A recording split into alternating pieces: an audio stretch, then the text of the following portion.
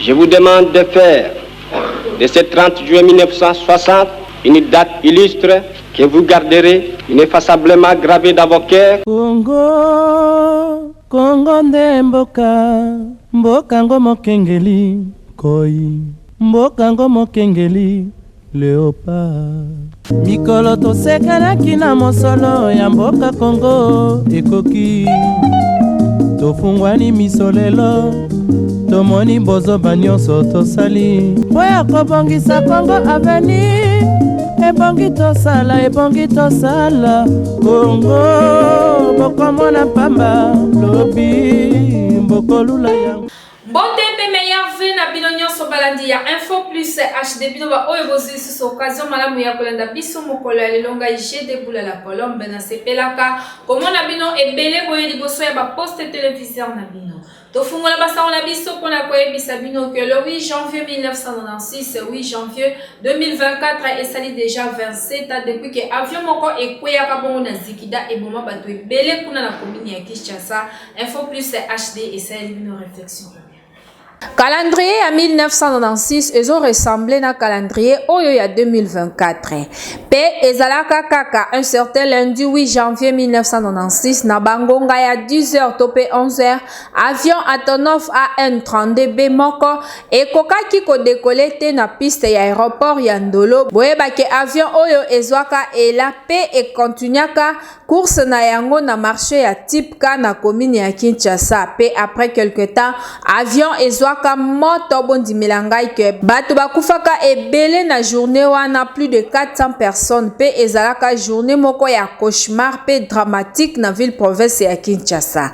Po matanga ezalaka presque partout na Kinshasa. Pe esali lelo 27 ans jour pour jour pe ba congolais msusu babosana na bango catastrophe oyo.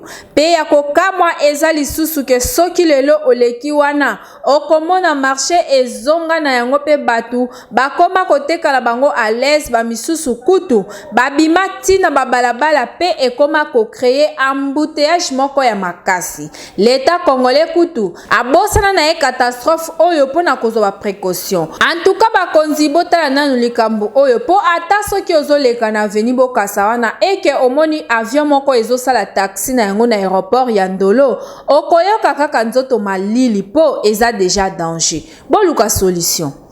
Réunion générale moko esalema kibongo na centre d'apprentissage des métiers spécialisés pe groupe scolaire Mwanda Kamsbar gestem na mokuse pona mvula ya sika bayeba nini bakoki kobongisa pe basala kibongo ba message de vie na bango échange de VP esalema kitoko ba détail na élément 1. Lokola société, entreprise, topé établissement nyonso respectable, pe bien organisé, na debi ya ane nyonso esengeli bafanda basala réunion, pona koyeba nini ekoki babongisa tope nini ezosenga basala pona performance ya établissement na bango tope bonne marche. Yango wana tomoni yango na centre d'apprentissage des métiers spécialisés pe groupe scolaire Mwanda Kams GSM na mokuse. Ezalaki bongo jeudi 4 janvier 2024. Réunion générale moko esalemaki wana pe esangisaki ba jana ba responsable nyonso ya Kams GSM. Boyeba ke na ngonga ya 8h30 nyonso ezalaki déjà en place pe na 9h pile modérateur ya événement annonçaki entrée ya directeur général ya Kams GSM monsieur Florent Dokimwanda. Pe lokola ba chrétien nyonso ebandaki na prière d'ouverture pe hymne national eyembamaki kitoko pe directeur général Florent Dokimwanda asalaki discours na ye pe mbala moko asalaki présentation ya thème de l'année oyo ezali bongo vaincre le monde avec la puissance de Dieu. Oyo azui yango na Bible na Jean chapitre 16 na verset na yango 33. Pour cette année 2024, nous allons consacrer tout notre temps à exploiter notre nouveau thème intitulé Vaincre le monde avec la puissance de Dieu. Je vous ai dit ces choses afin que vous ayez la paix en moi. Vous aurez des tribulations dans le monde, mais prenez courage, j'ai vaincu le monde. Fin des citations. Na simana yango ba agent ya CAMS GSM basala ki ba témoignage na bango pona musala na bango ndenge ezoleka na kitoko pe ezalaki anniversaire ya moko na bango nyonso bakendaki ko souhaiter ye ba heureux anniversaire po etombaki jour ya réunion générale na bango. Après wana monsieur le promoteur Florent Dokimwanda azongaki lisusu pona ba recommandation ya ba agent ndenge amesana kosala yango chaque année pe apesaki bango ba de vœux na ba calendrier ya CAMS GSM. Monsieur Mafolo Mba Blaise, nous vous souhaitons nos meilleurs vœux de paix, d'excellente santé, de longévité, de bonheur et de prospérité à tous égards à l'occasion des fêtes de Nouvel An 2024. Grâce et paix en Jésus-Christ vous soit accordée. Voilà, elle est là. Merci beaucoup.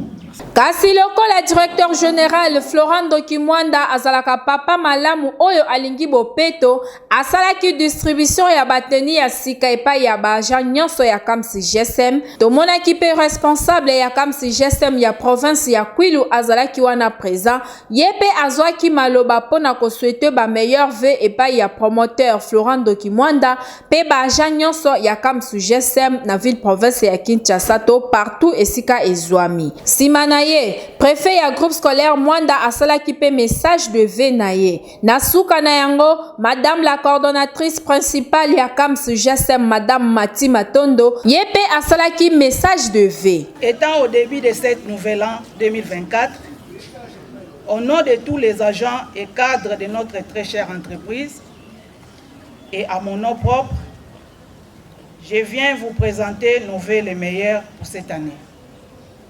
Cher DG, par ces vœux, nous venons une fois de plus vous réitérer notre engagement de toujours vous accompagner, de vous être assidus dans nos différentes responsabilités, car nous avons senti en vous un sens managérial très élevé et un esprit fédérateur sans équivoque, toujours très attaché aux vraies valeurs. Cher DG, raison pour laquelle nous implorons que Dieu vous accorde sagesse, intelligence, afin de bien conduire cette entreprise vers un avenir plus meilleur. Nasuka na yango échange de vœux ebandaki epai ya yemoko promoteur Florent Dokimwanda sima ekiti epai ya madame la coordonnatrice pe baja nyonso ya CAMS GSM oyo bazalaki wana présent pe prière ya suka esalemaki kitoko epai ya yemoko le directeur Florent Dokimwanda. En tout cas soki oza na établissement na yo ozotambusa yango ndenge DG Florent Dokimwanda azotambusa CAMS GSM yeba kenzambe aza kote na yo pe nyonso ekokende malamu biso totombeli kaka CAMS GSM mokako swa. Ba reporter ya Info Plus HD bakitaki bon na nzela pona kosola na population kasi population ezolela kaka social eza pasi na ndenge ya kosakana te boyo baba. Non ko eloba su te posaka na lela kaka na kufa po bango batika na bandeko na bango na ebi te ki bokonza ba kota ipo basunga banani na kanse kutunde baluba bazala bia biso ndeto sufu biso nyoso ka to nyoka maka baluba bakomomela ti 10h tango bozana kati ya libota makambo ezotambola te solution utere pa na papa alors ndenge mboka eza kotambola mikolo eza kotambola mabe makasi vraiment to ebite to bani soki keza peut-être fait du monde de balori mais to ebite mais na tout wana miso na biso za otala ka pe mokonza mboka parce que yenda la kaki biso to pesa ki epe confiance na biso tout mobimba ke non akosunga biso mais makambango eza ko ya selon attente na biso tiza ko pesa passe mingi ba konza mboko batali la biso likamo en tout cas bana to bota mi moi HP posani to ebite bana oyo yasima bakozala ndenge nini ndenge nzabo ekolo masango komi 1700 okoteka boyem so za intérieur bien 3000 bien 4000 facture ya mayo kina kokuta eye facture ya courant ngo pe eyaka te mayo eyaka te mayo wana emsu boye eye 0h 4h mayo ekei courant net lelo eyaki 23h 3h 2h courant ekei mena tongo au mona facture eko déclarer lokola baza bango baza branché na bato o isika bango baza na vie bien biso misuso to mona mboka oyo bango batika na matiti o bien batika na basache bazo sala na bezine po baza tina bato te na kata mugina na kata Kinshasa oyo. Pour l'instant mboka eza par terre donc elo monter marché bon la circulation ezate baloni biloko eboti te basala bo ezo simba te c'est que va revoir gouvernement bon moi la raté et le moko des marché. Info plus HD Centre ezobenga toujours yo mutolingi comme professionnel ya média yaka koye kola bongo journalisme topé pilotage ya drone régie télé numérique topé montage vidéo et habillage na prise de vie kuna ezopesa makitoko na ndenge ya kusakana. Info plus HD Centre fongoli ba porte na yango pona yo mutu olingi comme professionnel na média. Yaka kozwa formation ya malonga, formation et kuba. Na Info plus HD Centre, bazo pesa ba formation lokola, ya prise de vie, okoma cameraman tope camerawoman moko professionnel. Montage vidéo pe ezo pesa ma kitoko. Bongo po na régie télé, na Info plus HD Centre, formation eza ya régie télé numérique. Donc télévision ya kilelo Pour na pilotage ya drone, wana kutu jemuke na Info plus HD Centre. Côté journalisme, kobanga na yo te po formation na yango, ezo pesa ma soin pe okokoma journaliste professionnel ya ko présenter ba journal, ko animer ba émission, pe ko sala ba différents services nyonso oyo ezalaka na kati ya journalisme. Kasi na suka ya formation, tunanga nini okoleka na jury, na défense, pe okozwa brevet na yo oyo eza qualifié et ko permettre yo osala musala partout dans le monde. Ya malamu lisusu na Info plus HD Centre eza que ba apprenant ba kendaka ko sala ba pratique na bango libanda ya ville province ya Kinshasa. Donc na ba province mususu pona ko découvrir lisusu makambo ebele. Kasi pona ko koma na Info plus HD Centre eza nango simple. Ezwami juste sur l'avenue Kisangani numéro 38 na quartier Baoba na commune Yangaba. Référence maison communale Yangaba. Tope obengi bango na ba numéro oyo eza affiché na se ya télévision na yo. Yaka kozwa formation na Info plus HD Centre okozala jamais déçu. Bilengi ya formation ezande na Info plus HD Centre. Info plus HD Centre ezokomisa bato utile na société. Na Info plus HD Centre ba prena bazo yekola kitoko bolanda moko na bango oyo ayekola ki bongo pilotage ya drone ndenge asali démonstration na yango.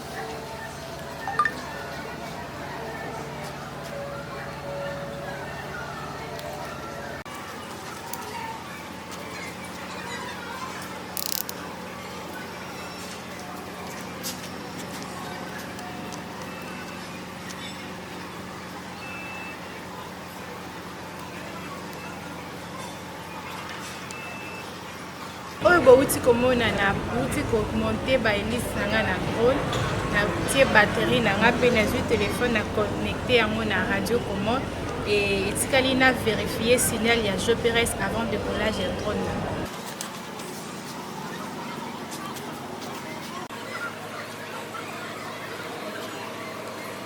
Awa déjà signal ya GPRS nanga eza connecté etikali nanga na démarrer drone G Phantom 4.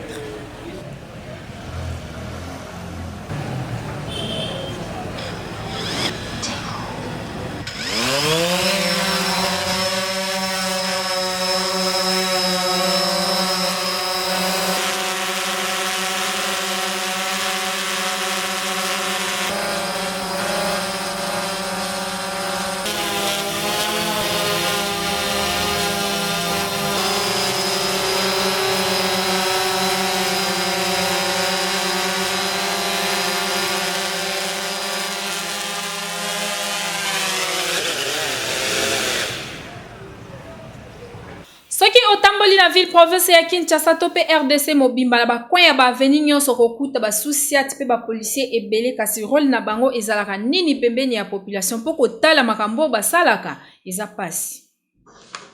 Un policier azali agent d'ordre. Ordre na ye ezali pona nini? Pona sécurité ya mboka. En cas où bateau bazalaka ba moyibi bateau bazo violer komela babangi kosala makambo ya mabe oyo pote bateau babeba policier akozwa mutu wana apesi ye conseil mbala moko ezateke po akanga ye apesa ye conseil ayebisi ke kosala makambo oyo te. C'est la première fois na conseiller yo. Nazo comprendre te ba autorité mboka na biso ou bien ba infiltré ba côté na la police puisque les ana ba infiltré ebele baza non matriculé mais au moins la titeni abenga mikaza policier mais aza muyibi aza kuluna puisque ba kuluna ebele ba côté na la police ngana za net victime puisque na koya na police nazo utamusala ba 21h na kutana bango na nzela ba singa wala kisa carte d'électeur na pesi bango carte d'électeur bazo boya na bozo boya siko bulingini oya ka bakanga ba fienga bazunga mbongo nyonso na ba téléphone mais basenga pièce d'identité na pesi bango pièce d'identité baboyi bakangi ngai bakenanga ba lalisenga na kasho na lala ba ekutenga na tongo biloko na ngai nazaki na ba poche ba mbongo ba téléphone etikale pa na bango. Bon rôle ya policier ezali pona o sécuriser population na biloko na ya population pona ngai ba respecta ngote za mawa mingi pona omona ke ba policier mingi baza penza formé te parce que ba policier soki baza bien formé ba otambola nzela moko na population de lokola mbisi na mai mais oya sikoyo ba commande sikoyo lokola ba prédateur pona ba population ko botola bango biloko ko kanga bango pamba ko botola bango bambongo. Ba reporter ya Info Plus HD bakita ki bon aveni kianza kuna na komini yanga banzela waneza ya ko beba na ndenge ya kosakana te surtout na arrêt déjà on a pour la kobima super lemba population elili. Toza awa na komini ya Lemba précisément na région de bisika wapi embouteillage ya somo ezo salima awa. Bakadam oyo bauti kotonga yango ebukani lisusu na ndenge ya kosakana te. Yango nde ezo créer ba embouteillage ya mituka même na baleki nzela moyen ya koleka malamu ezali te. Yango ba chauffeur pe baye bazali bisika wana bazanga ki maloba te boyoka bango na micro ya Info Plus HD. Biso ba chauffeur lelo toza mobiliser pour le rebongisa badal. Mais c'est beaucoup mais c'est oya vandi awa azomona nzela oyo oleka le midi au soir. Voir même si beaucoup mais c'est oya ngaba. Bon ça là absolument rien. À l'époque monsieur Kabila zaka boete. To lembi babiloko ba cesser. Ça passe pour na mboka oyo. Mboka oyo penze za passe. Eloko mukie boye yo moko zwa na image eloko mukie boye vraiment est-ce que ko zwa ta ebele boye moi eloko mukie mboka o penza ezaka passe ya depuis tongo to telemaki awa to bongisa banini oyo tala bango edindi to sangi pote bonga ba konti basaka ntinga mais ba osala musala te depuis tongo to bongisa ba osala ta musala te basa le loko tenga pona ngaba balonga bacha bataka bakonza eloko te oyo eloko te adal o depuis bachango esala même pas Ismaël bandi obuka na kaya yango moko soko bendi caméra kuno mona oyo boni misatu oyo biso moko to sign effort la biso ba chauffeur tema boko te komi to bongisi yango nde to pusi kuna oyo facilité biso même semaine moko to leka. Bakonzi boluka moyen ya bien ya kobongisa libulu oyo po ezo salema bien te chaque fois bazo tonga ezo bukanaka. Info Plus HD Centre ezo benga toujours yo mutolingo comme professionnel ya média yaka koye ko la bongo journalisme topé pilotage ya drone régie télé numérique topé montage vidéo et habillage na prise de vie kuna ezo pesa makitoko na ndenge ya kusakana.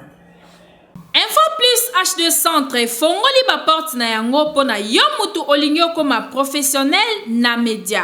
Yaka kozo formation ya malonga, formation et kuba. Na Info Plus HD Centre, bazo pesa ba formation lokola, ya prise de vie, okoma cameraman tope camerawoman moko professionnel. Montage vidéo pe ezo pesa ma kitoko. Bongo pona régie télé, na Info Plus H2 Centre, formation eza ya régie télé numérique. Donc télévision ya kilelo Pona pilotage ya drone, wana kutu jemuke na Info Plus H2 Centre. Côté journalisme, kobanga na yote pour formation na yango, ezopesa ma soin pe okokoma journaliste professionnel ya ko présenter ba journal, ko animer ba émission, pe ko sala ba différents services nyonso oyo ezalaka na kati ya journalisme. Kasi na suka ya formation, tunanga nini okoleka na jury, na défense, pe okozwa brevet na yo oyo eza qualifié et ko permettre yo osala musala partout dans le monde. Ya malamu lisusu na Info Plus H2 Centre eza que ba apprenant ba kendaka ko sala ba pratique na bango libanda ya ville province ya Kinshasa. Donc na ba province mususu pona ko découvrir lisusu makambo ebele. Kasi pona ko koma na Info Plus H2 Centre eza nango simple. Ezwami juste sur l'avenue Kisangani numéro 38 na quartier Baoba na commune Yangaba. Référence maison communale Yangaba. Tope obengi bango na ba numéro oyo eza affiché na se ya télévision na yo. Yaka kozwa formation na Info Plus H2 Centre okozala jamais déçu. Bilengi ya formation ezande na Info Plus H2 Centre. Info Plus H2 Centre ezokomisa bato utile na société. Kwa améliorer langue française na minoko ya bana biso ekoma nango lisano soki osombeli kaka kit complet ya album Les Fous du Français pa bandeko ya le français par la musique mwana akoloba français kitoko.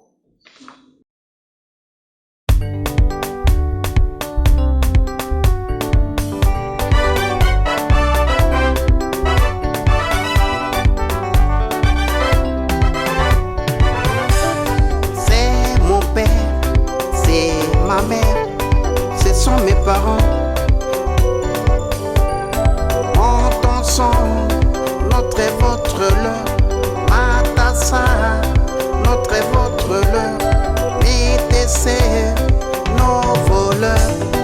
Mon son, notre votre l'air, Matassa, notre votre l'air, Métessé, nos voleurs.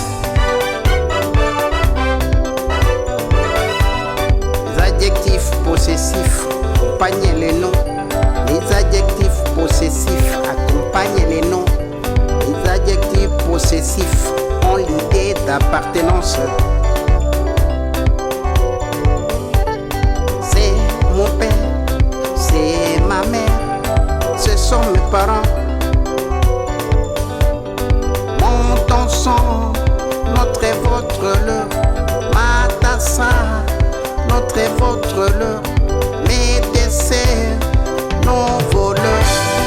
Mon son, notre votre l'air, Matassa, notre votre l'air, Métessé, nos voleurs.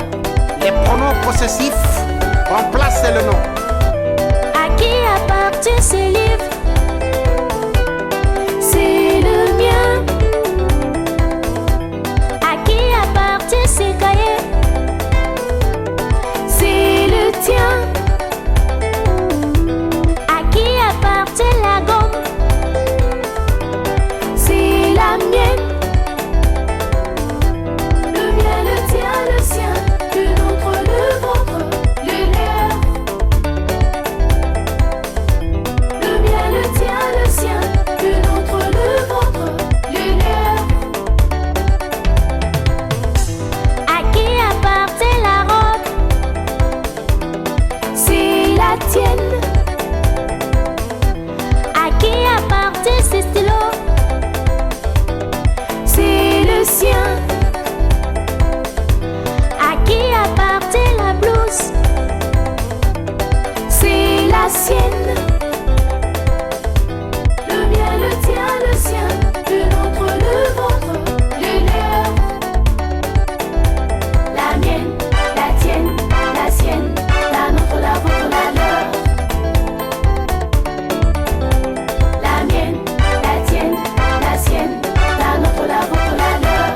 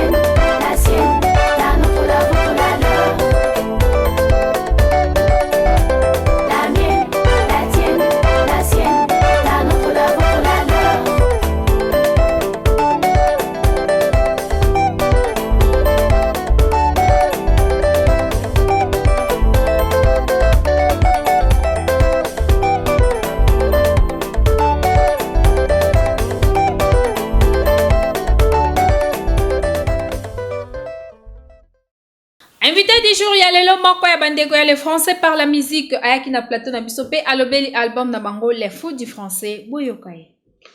Bandeko baboti, bandeko bana biso, pe bandeko promoteur ba école. Boyebi français na mboka oyo langue enseignement. Ye azali tilo azali professeur, azo tangisa français na ba école. A constaté défaillance mingba ba faiblesse mix élève. Atangisi mbola ebele mais niveau ya bana français za ko diminuer kaka. Eza ko kita be ko kita. Il y a une idée, il y a ko tangisa bana wana ya ko pesa mateya na ye na ndenge mususu. Omoni likanisi ya azui, yango wana vraiment il faut te féliciter ye. Azui likanisi wana abi essayons de faire autrement. Bana balingi musique mingi, bana balinga musique mingi. Alors lui na le canal leisa bango na nope Mathéo na pesa bango na créer na classe bazo similaire pour niveau bana zo kitabe ko kita na leisa bango siko na musique. Allez, sikoyo et à côté si banzembo ba notion na ye nyonso atangisaka ba nini toloba grammaire, conjugaison, formation de phrases nyonso wana o atangisaka na classe à côté si atiango na banzembo tala abimisi yango support liboso yango ayo ezali audio oyo eza ba vidéo na yango pe soko tali na audio oyo contenu nango eza lokola torba totanga alphabet français, la syllabe, les mots possessifs, les fous du français, hein? Et bien faut baser ma bomana, les fous du français. Les fous du français 1, les fous du français 2, les 4 points cardinaux, Azako Mbappé, la notion Moussousou, Maté, les classe, les 4 points cardinaux. On est allé cours de français, et message géographie. Nous sommes à Kanakati. Et ça, 8 chansons Mobimba, mais ce côté nous avons, on peut avoir ici, je crois que 10 ou bien 13 leçons. Et ça, dans l'album français, c'est la langue enseignement. Français est la langue officielle au niveau de l'administration. Et français, ce que tu as au niveau de Mboka, français est ce qui permet la communication dans Mboka, dans Paya, dans Batumususu, au Baïbilinga la tête. Par exemple, il y a France, il y a Canada, il y a Côte d'Ivoire, il y a Congo-Brazzaville ici. Brazzaville coûte tout le bâté parce que bon, il y a Lingala. Beaucoup de Lingala, il y a Swahili, il y a qui congoté, chilubate, nous en français. Donc nous avons intérêt aussi à ce que tu maîtrises français pour des besoins de communication avec ceux qui ne connaissent pas nos langues nationales. Donc ils ont intérêt n'importe tu maîtriser français. Alors dès qu'il y a une initiative, tu encourager pour à partir à moi déjà maîtriser français, à partir à l'école. Il y a toujours à disposition. Il y a Baboti pour na bana na niveau andako. Puis na niveau à école. Na niveau à école, on peut avoir ça. Ça peut aussi faire c'est un instrument didactique, hein? Ça peut servir un instrument didactique par exemple. Bon, on a des leçons, on a tout ça, on a des vidéos, tout ça, et ça, on a dans la classe.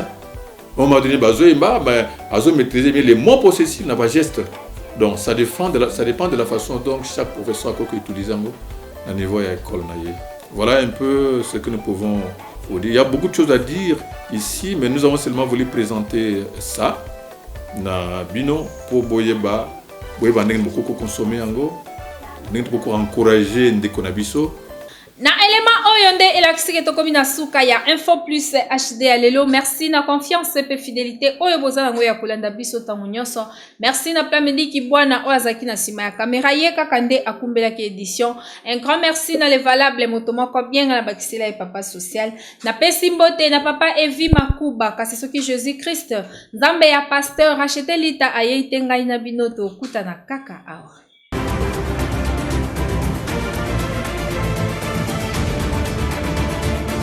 mikolo tosekelaki na mosolo ya mboka Kongo ekoki tofungwani miso lelo tomoni bozoba nyonso tosali mpo ya kobongisa Kongo aveni ebongi tosala Congo bokomona pamba lobi mbokolula yango